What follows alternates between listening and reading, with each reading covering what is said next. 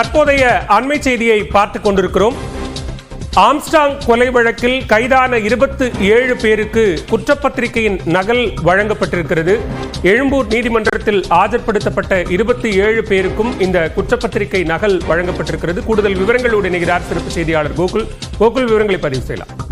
Armstrong கொலை வழக்கில் கைது செய்யப்பட்ட கொலை குற்றவாளிகளுக்கு குற்றப்பத்திரிகை நகலானது எழும்பூர் நீதிமன்றத்தில் வழங்கப்பட்டிருக்கிறது.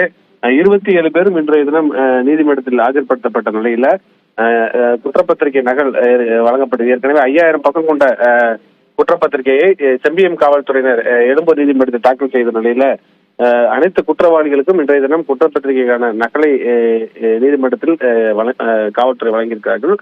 குறிப்பாக அடுத்த கட்டமாக இந்த வழக்கின் விசாரணை, அதாவது குறுக்கு விசாரணையானது நடைபெற்றிருக்கிறது. அதே நேரத்தில் குற்றவாளிகளுடைய காவலானது 14 நாளுக்கு மேலும் நீட்டிக்கப்பட்டிருக்கிறது. விவரங்களுக்கு நன்றி கோகுல்.